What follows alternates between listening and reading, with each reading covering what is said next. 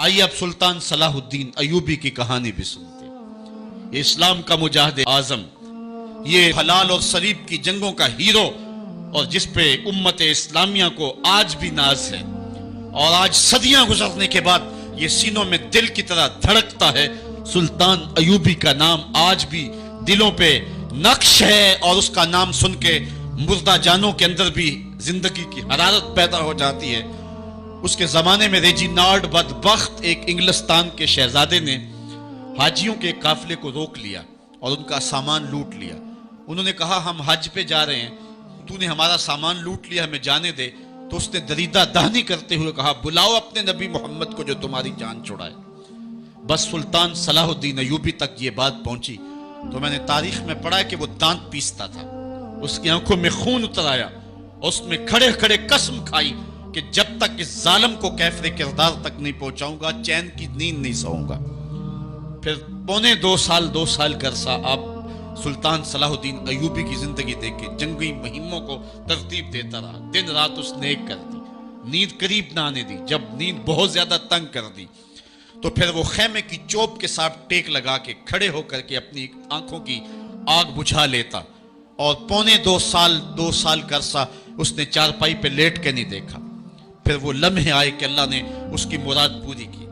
انگلستان کے شہزادے لائن میں کھڑے تھے، اس نے شاہ گاما کو اپنی کرسی دی اور ساتھ کہا ہم جس کو کرسی دیتے اسے امان دیتے۔ پھر اس نے اس کے جو نائٹس تھے ان کو آب خورے دیے، ان میں پانی دیا، کہا جس کو ہم پانی دیتے ہیں اس کو امان دیتے ہیں۔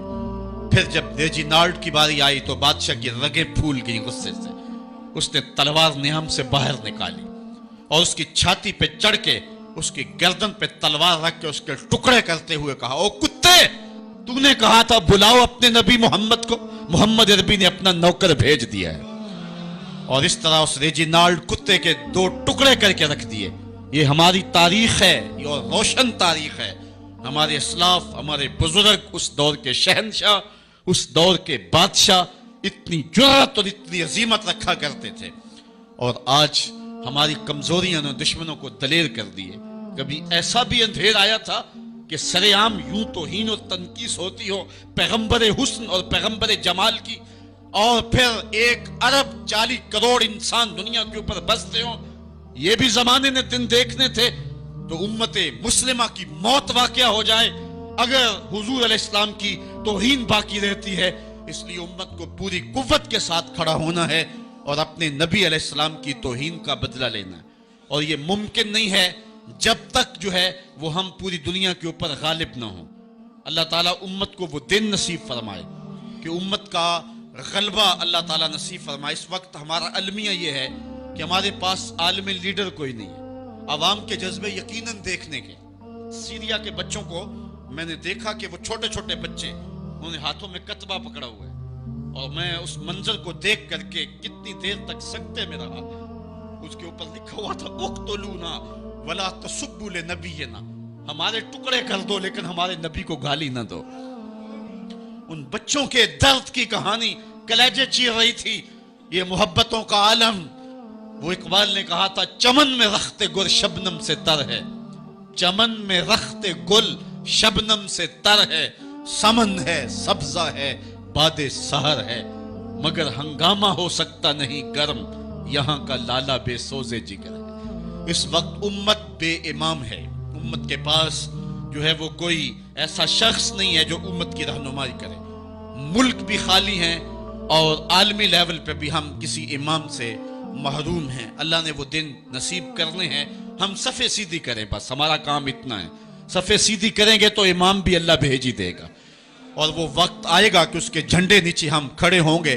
اور ہم نے تاریخ میں پڑھا ہے، کتب صحاح میں موجود ہے، بخاری اور باقی کتابیں اٹھائیں، ہمیں اس وقت کی بشارت دی گئی ہے کہ جب اساکر اسلام ترتیب پائیں گے اور پھر امام بھی آ جائے گا، اور پھر امت مسلمہ وہ بانکپن پائے گی کہ صحیح حدیث میں آتا ہے کہ اگر کوئی یہودی کسی پتھر کے پیچھے یا درخت کے پیچھے چھپ کر کے پناہ مانگنا چاہے گا تو وہ پتھر مسلمانوں مجاہدوں کو بول کر کے کہے گا ادھر آ، یہ ظالم میرے پیچھے چھپا ہوا ہے۔ وہ دن بھی اللہ تعالیٰ نے ہمیں دکھانے ہیں، اور پوری امت کے اوپر جھنڈا جھولے گا تو آمنہ کے لال کا ہی جھولے گا انشاءاللہ۔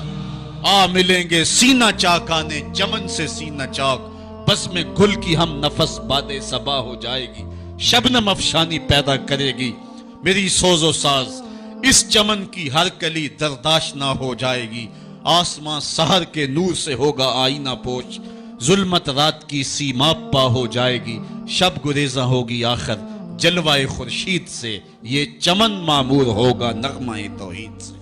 وہ وقت انشاءاللہ آنے والا ہے، بس ہمارا کام صفیں سیدھی کرنی ہے اور صفوں کو ترتیب دینا ہے، اپنے جذبوں کو مرنے نہیں دینا ہے، اور یہ جذبے اپنی نسلوں میں بھی منتقل کرنے ہیں، اور اپنی نسلوں کو بٹھا کر کے حضور کی عظمت کی کہانی پڑھا کے جانا ہے۔ میں نے سیریا کے ان بچوں کو دیکھا تو میں اپنے بچوں کو بٹھا لیا، میں نے کہا بیٹے پوری دنیا کے اوپر حضور کی ناموس پہ حملہ ہے، بتاؤ ہم کیا کریں گے؟ تو میرا 5 سال کا بچہ ہے، مجھے حمزہ کہنے لگا کہ ابو یہ جو تلوار آپ نے لٹکا کے رکھی ہے بیٹھک میں، اس کے میں پیچ خود کھول سکتا ہوں اور یہ میرے ہاتھ میں دے، ان ظالموں کو میں کاٹوں گا۔ میں نے کہا بیٹے مجھے یہی تجھ سے توقع تھی، اس لیے کہ تیرے جسم کے اندر خواجہ دین محمد مصطفیٰ کی غیرت کا خون دوڑ رہا ہے، اور انشاءاللہ یہ ہماری نسلیں اٹھیں گی اور اسلام کے غلبے کا خواب ہم شرمندہ تعبیر کریں گے انشاءاللہ۔ تو اپنے بچوں کو بٹھائیں اور ان کو بتائیں اور ان کو حب رسول کے جام پلائیں، ان کے اندر محبت رسول انڈھیل دیں اور ان کے سینے کے اندر یہ حرارت پیدا کر دیں، اور وہ امت کے لیے اور نام محمد کے لیے ہر قربانی دینے کے لیے آمادہ ہو جائیں۔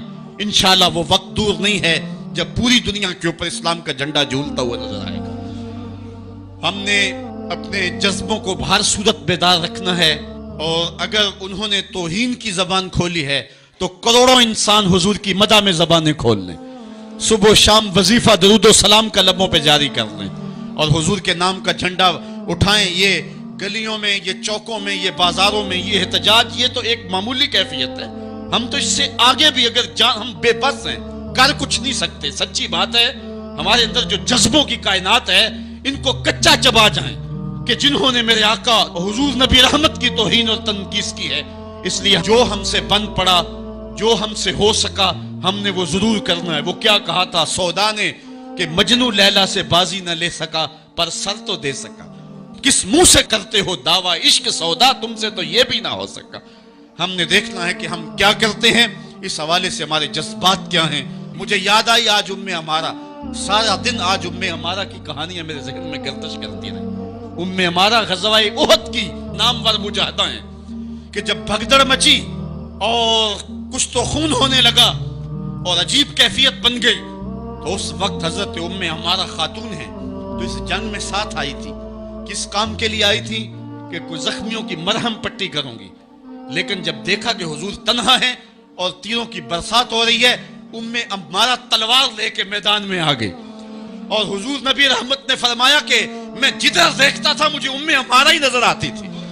اگر ادھر سے حملہ ہوتا آگے عمارہ کھڑی ہوتی، اگر ادھر سے حملہ ہوتا تو عمارہ کھڑی ہوتی۔ میں کہتا ہوں عمارہ تیرے نام پہ میری نسلیں قربان، جس نے محمد عربی کی آبرو کا پہرا دیا۔ اللہ اکبر۔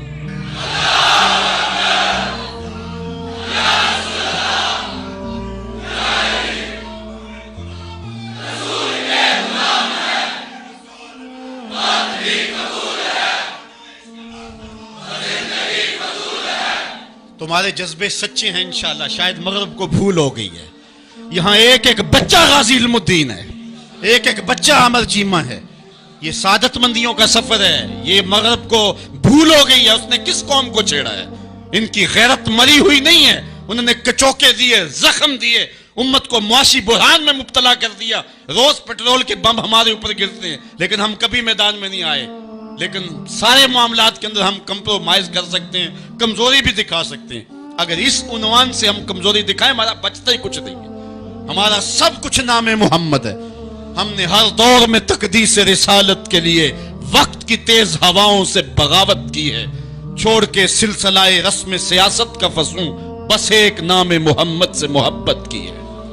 ہم نے عہد غلامی کرنا ہے حضور علیہ السلام کے نام سے، اور انشاءاللہ یہ ہماری سعادت مندی ہے۔ ورنہ ہم نے وہ زمانہ بھی دیکھا ہے جس زمانے میں کوئی ایسا متنفس نظر نہیں آتا تھا جو حضور کے نام کا جھنڈا اٹھائے۔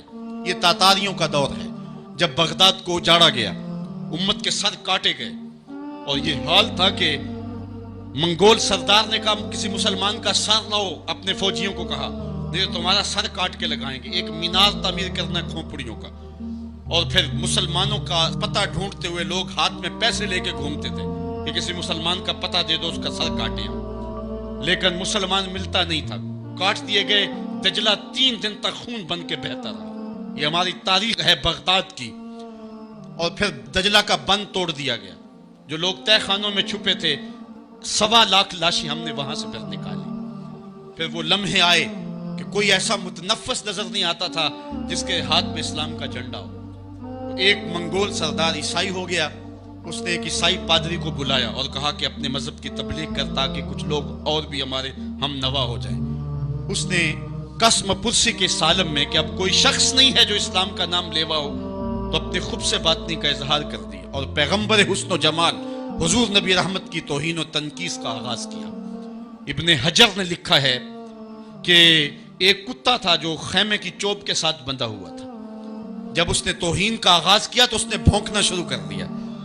لوگوں نے کہا کہ یہ کتا تیری اس توہین کی وجہ سے بھونک رہا ہے۔ اس نے کہا نہیں ایسی کوئی بات نہیں، یہ کتا نسلی کتا ہے۔ واقعی وہ نسلی تھا، اور میرا ہاتھ کا اشارہ پا کے غیرت میں آ گیا ہے، کوئی ایسی بات نہیں ہے۔ اس نے پھر توہین کا آغاز کر دیا۔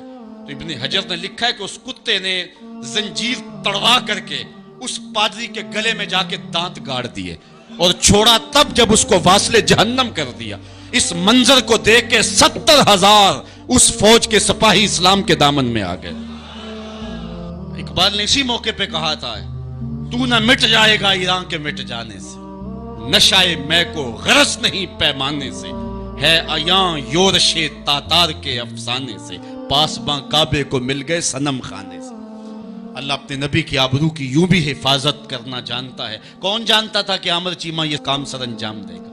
وہ تو ٹیکسٹائل کی ڈگری لینے گیا تھا، لیکن غلامی رسول کی سند لے کے پلٹا۔ میں نے غازی کے جنازے میں شرکت کی ہے، آپ نیٹ پہ جائیں اور وہاں اس کے جنازے کی تصویر دیکھیں، یا کہیں تصویر آپ کو میسر ہو۔ جنازہ لوگوں کی انگلیوں پہ ہے، بھاری تابوت اور اس کے اندر اس کا جسد اطہر، لیکن ہاتھوں پہ نہیں ہے، آپ کو انگلیوں کے پوروں پہ نظر آئے گا۔ اور ایسے مناظر بھی دیکھنے والوں نے دیکھے کہ رش کی وجہ سے لوگ نیچے سے ہٹ بھی جاتے اور وہ پھر بھی ہواؤں میں تیرتا رہتا۔ آپ جا کے دیکھ لیں، میں کوئی ہوا میں بات نہیں کر رہا، بالکل انگلیوں کے پورے پہ میں خود شامل تھا، اور میری سمجھ میں اس وقت بات نہیں آتی تھی کہ یہ کیا ماجرا ہے، اتنا بھاری صندوق اور انگلیوں کے پوروں پہ۔ پھر ایک دن میں حضرت سعد بن معاذ کی کہانیاں پڑھ رہا تھا کہ ان کا جنازہ بڑا ہلکا تھا، تو پوچھا گیا تو فرمایا کہ سعد کے جنازے کو صرف انسان ہی جو ہے وہ کندھا نہیں دے رہے، فرشتے بھی کندھا دے رہے ہیں۔ غازی کا جنازہ ایسے ہوا میں تیرتا تھا جس طرح پانی پہ کشتی تیرتی ہے۔ میں نے خود غازی کی قبر کی پائنتی پہ ایک سید زادے کو روتے دیکھا، اور وہ کہہ کیا رہا تھا، ربا میں تینوں یہ نہیں کہندا مینوں عامر چیمہ بنا دے، میں کہنا ہے قدمہ دی مٹی ہی بنا دے۔ یہ سعادت مندی کی موت ہے، یہ خوش نصیب لوگوں کی زندگی ہے، اور مسلمان اس کو اعزاز سمجھتا ہے۔ اس پورے حال میں کوئی ایک شخص بھی نہیں ہوگا کہ جس کے دل میں یہ آرزو نہ ہو کہ میں حضور کے نام پہ قربان ہو جاؤں۔ ایک ایک شخص کے سینے کے اندر، میں سمجھتا ہوں میرا ہی سینہ ہے، لیکن نہیں، ہر شخص کا سینہ یہی ہے، اور ہر شخص کے اندر کے جذبات یہ، یار یہ دھڑا کیا ہے زندگی میں حضور کے بغیر؟ سب کچھ حضور ہی ہیں، اور ہماری زندگی کا سب سے قیمتی اثاثہ حضور کی ذات ستودہ صفات ہے۔ آپ کو جمعۃ المبارک کو جو کال دی گئی اس میں بھرپور شامل ہوں، جہاں جہاں سے آئے ہیں وہاں جو جلوس ہو بھرپور شامل ہوں، لوگوں کو ترغیب دیں، اور اس کو جو ہے وہ بہت بڑے سائز کے اندر جلوسوں کو منعقد کرے تاکہ مغرب کو پیغام جائے کہ یہ تھکے ہوئے، ماندے ہوئے، ہارے ہوئے، یہ جو ہے وہ معاشی بحرانوں کے پسے ہوئے لوگ جب بھی اپنے من کا سودا کرتے ہیں تو